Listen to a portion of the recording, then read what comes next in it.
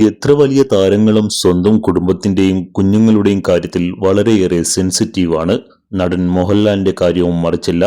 ലാലും പ്രിയദർശനും കുടുംബസമേതം നടത്തിയ യാത്രയ്ക്കിടെ സംഭവിച്ച അത്തരമൊരു സംഭവം വെളിപ്പെടുത്തിയിരിക്കുകയാണ് സംവിധായകൻ ആലപ്പി അഷ്റഫ്. വളരെ വർഷങ്ങൾക്ക് മുമ്പ് ഇരുവരും കുടുംബസമേതം ഓസ്ട്രേലിയയിലേക്ക് യാത്ര പോയിരുന്നു. അന്ന് മക്കളെല്ലാം കുഞ്ഞാണ്. ഹോട്ടലിലെ 34ാമത്തെ നിലയിലായിരുന്നു ഇവർ താമസിച്ചിരുന്നത്. ഹോട്ടലിന്റെ ലിഫ്റ്റ് വഴി എല്ലാവരും താഴേക്ക് വരികയായിരുന്നു. എല്ലാവരും 12ാമത്തെ നിലയിൽ ഇറങ്ങിയവരുടെ കൂട്ടത്തിൽ ലാലിന്റെ മകളും ഉണ്ടായിരുന്നു. മകൾ പുറത്തിറങ്ങിയത് പക്ഷേ ആരും ശ്രദ്ധിച്ചില്ല. പിന്നീട് കുട്ടിയെ നോക്കുമ്പോൾ കാണാനില്ല. ലാൽ ആകെ പാനിക്കായി. എന്ത് ചെയ്യണമെന്ന് നിശ്ചയമില്ലാതെ ആകെ വെപ്രാളപ്പെട്ട് ഓരോരോ ഫ്ലോറിലും ഇറങ്ങി കുട്ടിയെ തിരഞ്ഞു. ജീവിതത്തിലൊരിക്കലും ലാലേട്ടനെ ഇതുപോലൊരു അവസ്ഥയിൽ കണ്ടിട്ടില്ലെന്ന് നടി ലിസി പറഞ്ഞിരുന്നു. സർവ്വ നിയന്ത്രണവും വിട്ട് ഏതു നിമിഷവും പൊട്ടിക്കരയുന്ന രീതിയിലായിരുന്നു ലാൽ. ഒടുവിൽ 30ാമത്തെ നിലയിൽ നിന്ന് മകളെ കണ്ടെത്തിയതിനു ശേഷമാണ് ലാലിന് ജീവൻ വീണത്.